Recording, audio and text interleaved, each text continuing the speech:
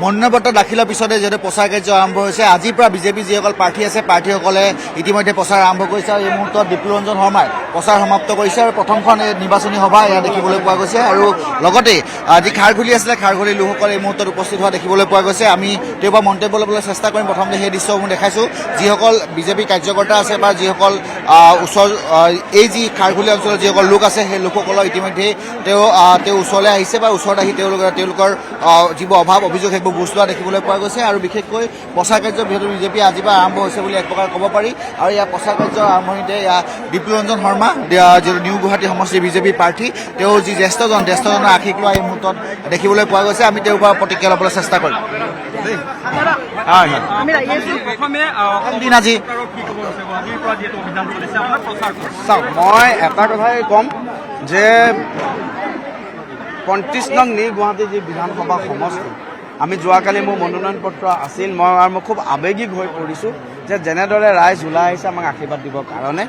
আমাৰ বিজয় নিশ্চিন্ত মই খুব বিনয়েৰে সৈতে কৈছোঁ মই সমষ্টিৰ ৰাইজক মই এটা কথাই ক'ম যে আপোনালোকৰ মাজত থাকি আপোনালোকৰ কণ্ঠ হিচাপে সদায় কাম কৰি যাম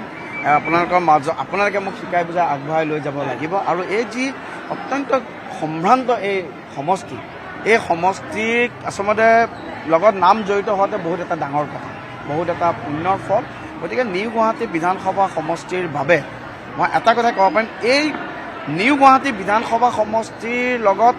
নাম সম্পৃক্ত হ'বৰ কাৰণে যেনেধৰণৰ গুণাৱলী যি কি প্ৰয়োজন আছে সেই সকলোখিনি মই খুব নিষ্ঠাৰে মই কৰিবৰ কাৰণে মই চেষ্টা কৰিম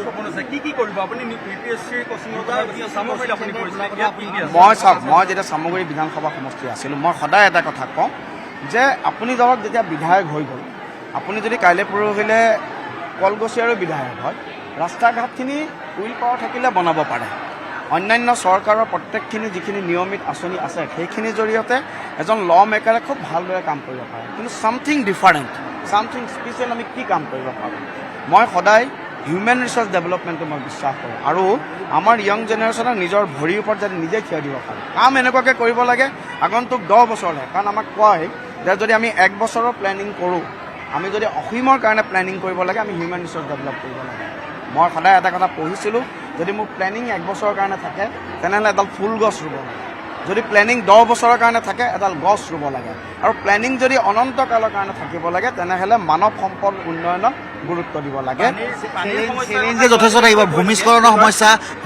সমস্যা বানপানীৰ সমস্যা এনেধৰণৰ চেলেঞ্জে যথেষ্ট আছে যদি চাব যায় আপুনি নিউ গুৱাহাটী বাৰু গতিকে মই এই বিষয়খিনি আহিছিলোঁ গতিকে নিউ গুৱাহাটীৰ যিখিনি সমস্যাও আছে যে কিন্তু মই ইয়াত দেখিছোঁ যে পাৰিষদে যথেষ্টখিনি কাম কৰিছে ইয়াত পাহাৰ অঞ্চল আছে নিউ গুৱাহাটীত বহুতো পাহাৰ অঞ্চল আছে প্ৰায় 90ৰ পৰা 1 লাখ ভোটাৰ পাহাৰ অঞ্চলত বাস কৰে গতিকে বহুতখিনি ৰাস্তা বনিছে বহুতখিনি ৰাস্তা আমি কৰিব লগা আছে খোৱা পানীৰ যিখিনি সমস্যা আছে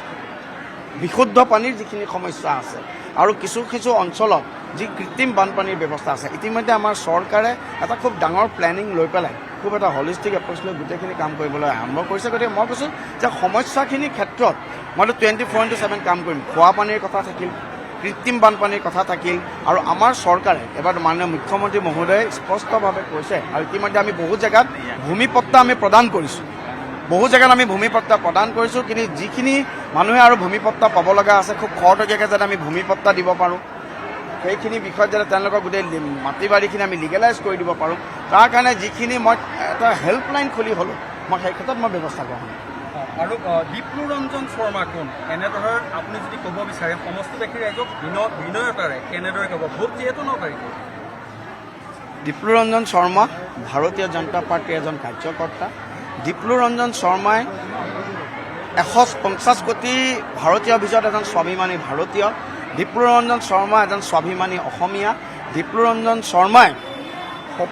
সকলো সময়তে এটা সপোন লৈ থাকে দেশ সমাজৰ কাৰণে নিজৰ জাতিটোৰ কাৰণে সমাজখনৰ কাৰণে সেই হিচাপে আমি কাম কৰিবলৈ বিচাৰোঁ মোৰ আৰু এটা কথাই আছে মই সদায় এটা কথা ডক্টৰ APJ আব্দুল কালামৰ এটা কথা বিশ্বাস কৰোঁ small aim is a crime মই এটা বৃহৎ লক্ষ্য লৈ সমাজৰ সৰ্বাত্মক উন্নয়নৰ কাৰণে কাম কৰিব বিচাৰোঁ কংগ্ৰেছ প্ৰাৰ্থীয়ে কৈছে শান্তনু বৰাই যে এবাৰ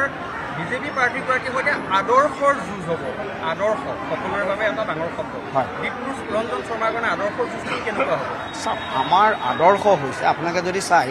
যে আদৰ্শ বুলি ক'লে আমি কাক বুজোঁ? আমি যদি ভাৰতত চাওঁ আদৰ্শগত পাৰ্টি বুলি ক'লে ভাৰতীয় জনতা পাৰ্টি আছে, কোনোবা কমিউনিষ্ট পাৰ্টি অফ ইণ্ডিয়া আছে, অৰ্থাৎ আইডিঅলজিকেল যিটো ৱাৰ।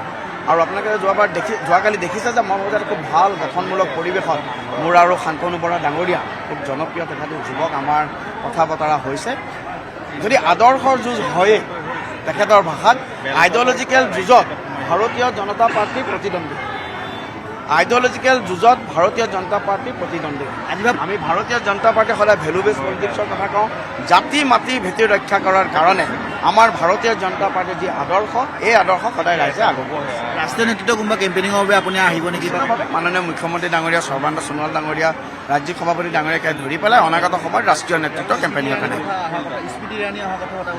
আমি আলোচনা কৰিম। দলত আমাৰ খুব এটা ডিচিপ্লিন হৈ গোটেইখিনি ব্যৱস্থা কৰা হয়, আমি ব্যৱস্থা কৰিম। ধন্যবাদ জ্ঞাপন কৰিছোঁ। এয়া আছিলে ডিপ্লুৰঞ্জন শৰ্মা, আৰু ডিপ্লুৰঞ্জন শৰ্মা ইতিমধ্যে যিহেতু প্ৰচাৰ আৰম্ভ কৰিছে। আজি প্ৰথমটো প্ৰচাৰ ইতিমধ্যে যি খাৰঘূলি উন্নয়ন পৰিষদ আছে, উন্নয়ন পৰিষদৰ আজি প্ৰচাৰ চলাইছে, আৰু ইয়াত দেখিছে আমি সেই দৃশ্য দেখাই আছোঁ। যিহেতু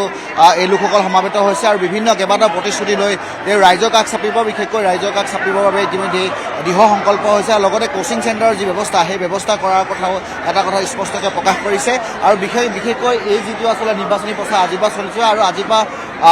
প্ৰাৰ্থীসকলে নিৰ্বাচনী প্ৰচাৰ আৰম্ভ কৰিছে। কংগ্ৰেছেই হওক বা বিজেপিয়ে হওক প্ৰচাৰ কাৰ্য আৰম্ভ কৰিছে, আৰু এনেদৰেই যিহেতু প্ৰচাৰ চলিব। আৰু লগতে কেইবাটাও উন্নয়নমুখী বা কেইবাটাও নতুন নতুন সংকল্প লৈ যিসকল প্ৰাৰ্থী আছে, প্ৰাৰ্থীসকলে আগবাঢ়িবৰ বাবে দৃঢ় সংকল্প বোধ কৰা দেখিবলৈ পোৱা গৈছে।